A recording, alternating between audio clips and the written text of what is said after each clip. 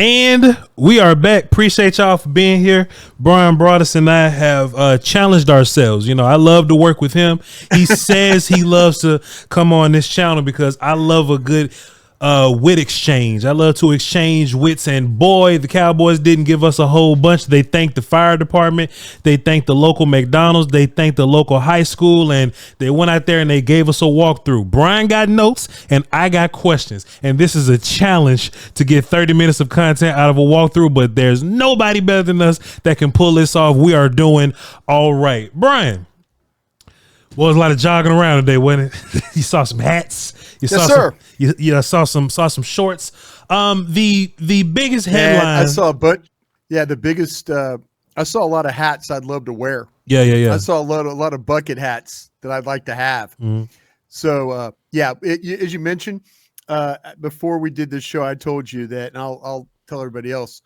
Nick Eatman at DallasCowboys.com used to tell me, Broaddus, there's nobody better than making a walkthrough practice sound like it was getting ready for the Super Bowl. So you're right. We'll do our very best. And I got questions, you got questions, and hopefully we both got answers. So let's get this thing done. So, Bryan, there's always a joke that I do on this show. I say, man, Chuma Edoga's not a bad player. He just don't know the players, okay? That's just something I always say to my people. So we're here, and I play football, and you play football. When we do walkthrough is to make sure that everybody kind of knows what to do. This is what it all looks like when we're all here together. I find it interesting and hilarious that the day we do walkthroughs, the day that we're just trying to fine tooth comb things and make sure that everybody's on track, that's the day Chuma Edoga magically becomes offensive tackle number 2. We didn't get in pads and Chuma started losing. I didn't see a bunch of false starts that made Chuma kind of sit down a little. He didn't fail no drug test. Just out of nowhere, Tyler Guyton is your offensive tackle 1 when they call for first team offense. Bryan, why do you think that's the case? And just give me your rundown on that. He didn't whoop nobody today because this was just walkthroughs. But just what was your idea of Tyler Guyton as your first offensive tackle walking through today? I have to give you the honest opinion here. Daniel Jeremiah and Jane Slater were here from the NFL Network doing a show, and I'm sure a lot of people tuned in and watched that. And Daniel Jeremiah pulled me aside and he said, what's the deal right here with Guyton? He's not running with the ones. What's going on with Hoffman? And, and he was asking me all these questions. And I said, I go, you know how it is, Daniel? I go, you got these coaches and they're pretty headstrong about having guys and playing guys and this, that, and the other. He goes, oh yeah, I've been through this. And he says, what do you think with the Guyton? And I'm like, I think it's just a matter of time, but you're right. Today was the first day where when it was the call for ones that Guyton was the left tackle next to Tyler Smith. So that to me right there, okay, progress. I don't know the real rhyme or reason why. I just, sometimes maybe you get in a little bit of a groove, and we got a new week coming up. I heard some whispers, and I think maybe we're in shoulder pads tomorrow. With our practice because we're off Monday. Now, I heard some people talking about pads. I don't know if it's full pads, but we might be in shoulder pads and shorts tomorrow for a Sunday practice, which will be a more competitive practice overall. But this might be them saying, okay, we got Guyton, we got him a little work for the first couple of days apart from everybody. And now we're going to, when we get these shoulder pads on, we got an off day Monday to evaluate, and then we'll go back into the pads, probably full pads on Tuesday, Wednesday, that kind of a look. So maybe this is their way of like getting things going. Or you might have a situation too with the scouts being here. They're meeting with Jerry Jones, Stephen Jones, Will McClay. They're like, hey, okay, let's see what's going on with Guyton. I remember, I had a guy tell me, a guy used to work with the Cowboys back in the 90s, tell me it's like, when Eric Williams, hell, it was guy tell me the guy was Nate Newton, told me, I was talking to Nate Newton, and Nate was talking about Eric Williams, and he said that Jimmy Johnson told Tony Wise, Eric Williams is my starter at tackle tomorrow when practice starts Eric Williams. And well, Tony's like, well, Jimmy, no, I told you, Eric Williams is the starter. And, sometimes you have to have somebody walk in there and say, why are we doing this? Why are we not, we drafted this kid for a reason. We have a good history here of late of plug and play offensive linemen, especially ones in the first round. It might've been as simple as that. Or they could have said, you know what, let's just get him a couple days of acclimation. And then when the pads come on, we'll see what we got here. And so it's one of those things that I'm going to try and run down for us. But I just feel like that, you got ownership, front office, scouts, like, okay, we're really going to do this. We're really going to say that Chuma Edoga is going to get reps over Guyton right now. And if that's the case, then we should have done nothing of drafting Guyton here. Yeah. If Edoga is the guy along, well, then somebody should have spoken up. But we made a determination as a front office scouting staff that this was going to be our guy. And we'll see. Tomorrow might be another day. But again, I was hearing whispers of pads. I don't know if it's full. It could be shoulder pads and shorts tomorrow, but there'll be a little bit more competitive football than what we've seen here the last 3 days. So, Bryan, I've been having thoughts, because I like to try to deep think about this. I don't want to just surface level anything. Let me just play devil's advocate, okay? Cool. Devil says this, right? Yeah. Well, what if the coaches know more than us? What if we just think that we're too right? Oh, Guyton has to be better than Chuma Edoga. Oh, BB has to be better than Brock Hoffman. Maybe that's just us speaking. What if coaches really know better, and behind the scenes, maybe BB's not getting all the calls right? Maybe BB's rolling back snaps. I don't think anything physically is the problem with BB or whatever, but what if this is simply, I'm not gonna practice the rookies with the first team until I know for sure they can handle the mental capabilities, especially BB playing center, him having to line everybody up, identify the mic, make blocks off of that, right? What if this was just the first day? All right, you know what? Tyler Guyton had a really good day not stinking it up.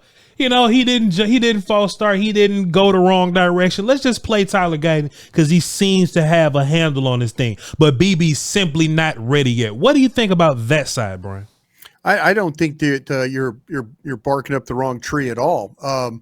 I do feel like, though, that if you look at the pedigree of what you're trying to do here. Mm-hmm. If you're looking at, okay, who gives us the best chance?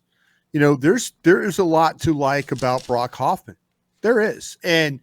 But they will tell you, try hard guy, first in, attentive in the meetings, confident in his call. That's something I asked, Cooper Beebe. I said, hey, are there times when you got Zach Martin standing in a stance to your right and you have to make a call? Do you say it with confidence? He says you absolutely have to say it with confidence. I mean, whether I'm right or wrong, I've got to communicate. They're relying on me to make this call. Now, there are times where you can tell if they messed up a call. You can literally tell if all of a sudden somebody went the wrong way or they didn't get it relayed, or now it's hard to do. It's hard to do without the team periods and the 9-on-7s and things like that. It's difficult because when you're in two spot, it's no helmets. It's you fit, you snap, you fit, everybody kind of works with everybody. But to your point, yeah, coaches could absolutely know more. But also front office said, we're not really good at center, and this is a guy in BB that could be our future center, and we're not very good at left tackle because we lost a guy that's going to probably be a Hall of Fame left tackle to the Jets. So, they made the determination that they were going to have to go get a new center and go get a left tackle. And so that to me tells me a lot right there. But you're right. The coaches, it could be, hey, I want to trust Hoffman is further along at center than Cooper Beebe is. And because Beebe's having to have to learn how to play the position again. Yeah. I think that's the rub right now. We're all like, anything's better than Broaddus. Yeah. That's true. Anything's better than Hoffman. That is true too. But the thing about it is, the kid you drafted was a guard, was a tackle, and was a center a long time ago. Mm-hmm. And so they might be a little bit more apprehensive about putting that guy. And that goes to your point of coach. Coach is saying, no, wait a minute, guys. I know we drafted this kid. I like this kid. I understand. But he was a guard. He was a tackle. Let's just not throw him in the deep end of the pool and watch him drown here. And I think that's where we might be at right now with BB at center. And that might all change because he was working on the opposite field. He was on the center that was getting the backup reps with Hoffman was TJ Bass. I mean, they'll tell you this. They'll tell you this. I'm like, well, why the hell would you not put BB over with the ones and the twos and let him get all it? And they'll say, well, on the other field, he gets every single rep. He gets every single rep. That's nonsense, though, Bryan Broaddus, because all the other rookies, I'm just telling you. Yeah. As you repair your headset there. We good. I get upset, Bryan. There was some violence. And I know. I'm watching Carson. Kalen Carson out there with the ones right now. You're absolutely right. And I got notes on Kalen Carson today. And you're absolutely right about him, Leofau,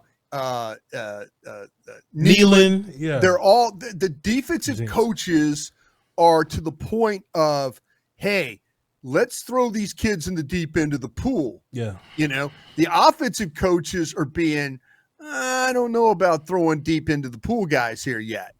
That's no. I feel the frustration right now because I'm the same way. Throw them out there and let's see. Mike Zimmer is learning about the defensive players here. He's learning about the rookie defensive players is what he's doing. You got to see the disgust on your face right now. He's getting every single rep on the other field away from the ones. Oh yeah, him and Nathan Thomas over there getting all the reps. In what world do you want your third team to get more reps than your first and second guys? That don't even sound right, Bryan, bro. And look, I'm not saying this is your decision. I ain't saying this is you. I'm about to cut this damn interview off with you. Not no, you ain't. No, you got there, man. You're like attacking me. You're blaming me. You're blaming me like this is early 2002 when I did do some crazy ass stuff. We got 15 more minutes. We ain't going nowhere. but I would at least feel better if they said, I know. So look, Zach Martin's a veteran. Let's at least put BB at right guard. Just to get him in there and moving around. Like, man, what you mean he get all the reps on the other? What's the other field? I know. Who's even playing quarterback over there? I'm just telling you what they're telling me. I appreciate said the same thing. I broke my headset too when I was like, I'm like, well, wait a minute. What's wrong with him getting reps with the, after Hoffman snaps the ball and he's out? What's wrong with him being? But they're saying, no, we're getting more reps. I want you to call me one day and just let me talk to somebody. I'm like, hey, can you explain to me what that means on the other field without the other first team guys, without Dak Prescott? Cooper Rush ain't even quarterbacking over there. I just want to ask, what does that mean? Trey Lance is quarterbacking over there. With the damn threes on the other side. If I was Trey Lance, I'd be mad too. I just want to ask him, Bryan, what does it mean he get all the reps over there? How come Tyler Smith ain't over there getting all the reps? Don't you want Terrence Steele coming off that ACL? Don't you want him over there getting all the reps? Why he ain't over there getting all the reps? Dak Prescott is a notorious want all the reps guys. Why he ain't over there with the threes getting all the reps with Racy McMath and them? Do you have another subject you want to talk about? So, Bryan Broaddus, I was looking around and let me. No, seriously, in all seriousness, I got you, man. You were dead balls right about that. Yeah. You were dead balls right. And you know what? I appreciate the passion about it because I throw up in my mouth a little bit when they say the same thing. Yeah. I'm like, okay, I understand. I get it. But why? Yeah. Why is he not going over there? You know, why is he not working against, why is he working against, 3rd and 14 Darrell Johnson and them defensive tackles when he could be working against, Osa and Golston and Mazi Smith and all those guys? Why is he not getting reps over there? Well, Bryan, because Denzel Daxon get all the reps. Because Denzel Daxon get all the reps with the threes. Darrell Johnson and Tyrus Wheat get all the reps with the threes, Bryan. So of course he want Cooper Beebe over there with them, right? Bryan, let me ask you a question, man. Carl Davis get all the reps over there with the three. You don't want to see Cooper Beebe versus Carl Davis in them? So yeah, man, I'm just looking around, man. I saw some clips today. It wasn't too many, but Bryan, so listen. So today wasn't very competitive, but you can wasn't at all. But you can take this question and mix day 1, 2, and 3 with this. I'll tell you what I could do though. I could tell you where guys lined up, which to me that's and again, I know there's guys on the other field that are lining up, but when you're starting to talk about the ones and the twos and stuff like that, you're absolutely right about what Mike Zimmer and these defensive coaches are doing with these young, these rookie defensive players. Yeah. They really have kind of like, okay, sink or swim, kids. Here we go. Tell Mike Zimmer I'm thankful for that, because I would love to know what these guys have in them, and I would love to know immediately. Because if we need to make a move, we need to know right now. If we bad at center, we won't know till week 3 men's round D. People. Yeah. But listen, Bryan, does it seem like Mazi Smith does it seem like he's in good shape? I know he was sitting around for a little. He was recovering from an injury, shoulder thing. And, typically when they want people to get bigger, they want you to get like muscle big too. And I'm thinking, well, Mazi may just going to get fat. He's like 310, 315 or something, 320. I don't know, Bryan. Somebody told me. 310. Okay, so cool. Officially. That's what I was told. But I was also told about practicing every day too. Yeah. Y'all heard about the other field where they getting all the reps over there. But does Mazi seem like a starter? Does he seem like he's in good shape? Does it seem like he's enthused, like he's flying around, like ball get off and all that kind of stuff? That was a big thing with Mazi last year. How's he looking in general? All they've asked Mazi, and this is coming from Zimmer, all Zimmer wanted him to do was come in, work hard, and he'll get the best out of him he can. I find myself watching Mazi Smith when he's in there, and I think Mazi is giving better effort. I think he's trying to get off on the ball. Is he in that kind of shape right now where if you put pads on him, he's going to dominate? I don't think we're there. And talking to some folks, it's, Micah Parsons, I thought said it pretty well yesterday. The expectation, he's got to come in here and do it. He's got, either he gets it done. I like what Micah said. Either you get it done or they're going to find somebody else to get it done. Yeah. And to answer your question, I haven't seen a flying around guy. I haven't seen a flying around guy. And, I haven't seen a guy that's, he snatched Bass on that one. And now he's going down the line to, get in on the play. Yeah.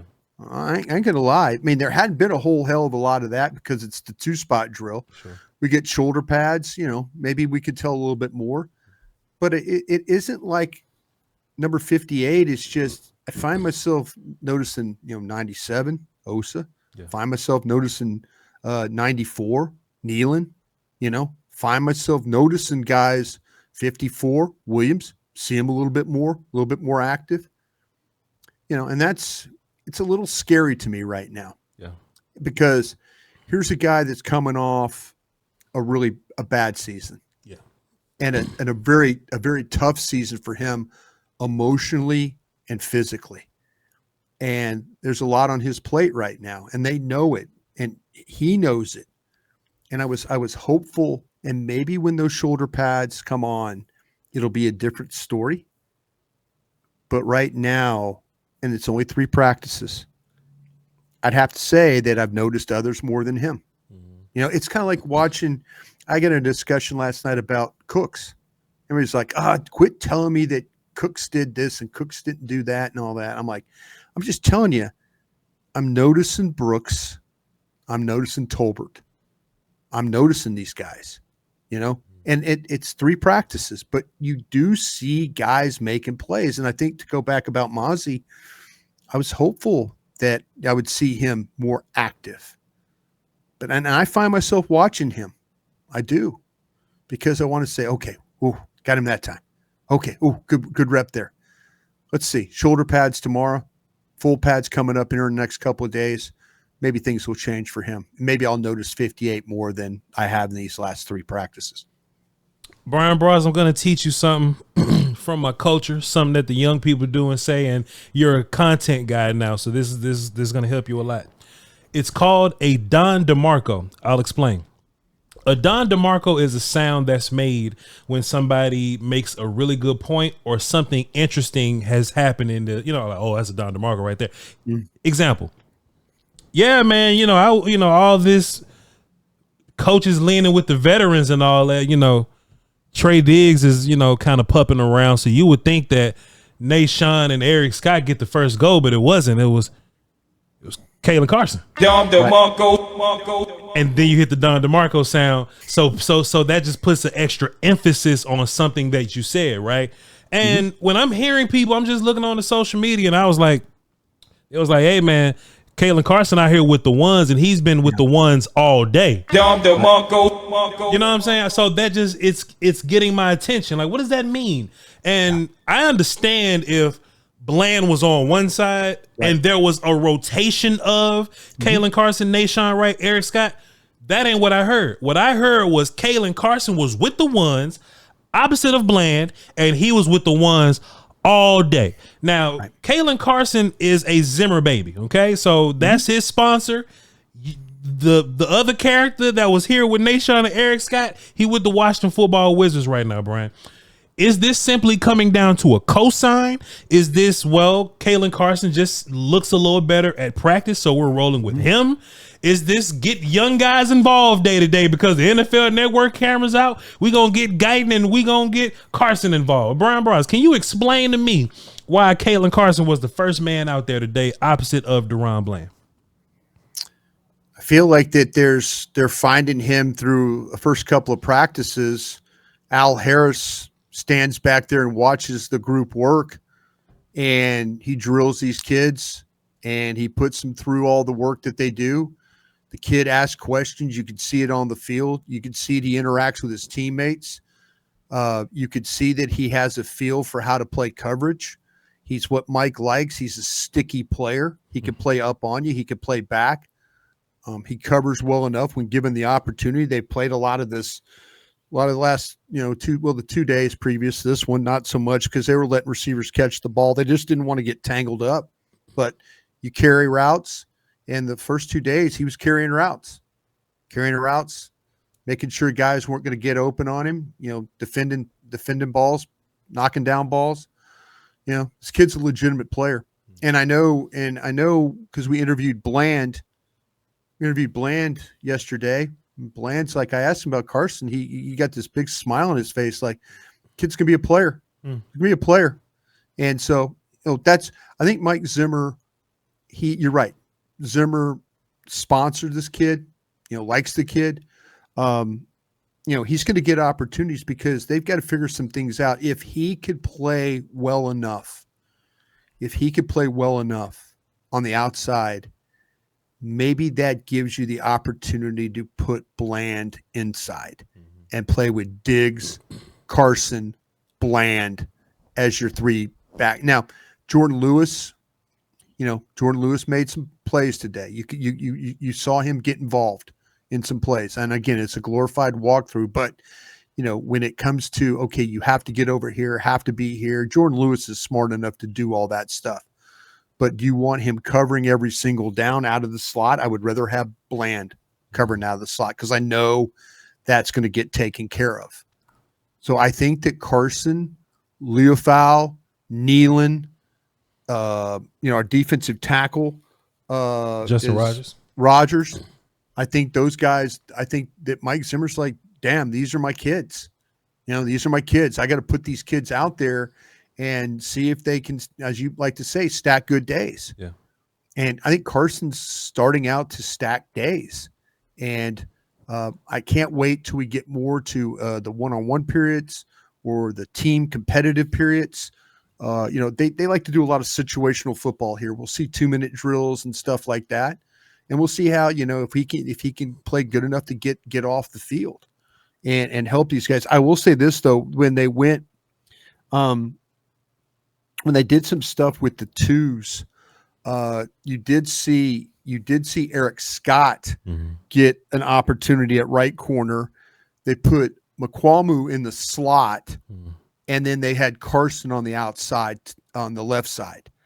So they're trying, like I say, they haven't given up on Eric Scott. Yeah. You would like to think that, it's a previous regime and that might be, somebody else's problem, but they haven't given up on Eric Scott, and they're trying to find a place for McQualmu by him playing in the slot. And I noticed that today as a configuration, but defensive coaches they're taking to these rookie kids and trying to at least see what they got. And when we get into pads, maybe they'll know a little bit more how they'll react. Bryan, let me ask you this. Just in terms of, we team building and we running a team and an organization, all that, Bryan, I got a question. So, you can draft the players somewhere, right? Because there's a hater somewhere in my chat going, yo, Voch, you hyping up Kalen Carson, chill out. But you can draft the players somewhere, but a player's pedigree may not always match up with the pick that you drafted him. Because on my board, I had Kalen Carson higher than Louisville and Nealon. You know what I'm saying? Like Kalen was a highly ranked, like he was a highly ranked guy for me. So the Cowboys getting him in the 5th, I'm like, this may be the biggest of steals that we have. So he's a 5th round guy. But do you think the Cowboys are maybe looking at him like, hey, this is really like a 2nd or 3rd round pick for us, so let's get him involved. Even though we got him in the 5th, he's like a premium pick for us, so let's get Kalen involved. And these other guys that were here previously don't stack up to this 2nd round grade that we had on, or this 3rd round grade that we had on him, Bryan. Does that make sense? Makes absolute sense. And I'll reach out to somebody and get exactly where he sat on their board. And so the next time we have this discussion, I could say, well, that kid was a 3rd round grade on their board. I know this.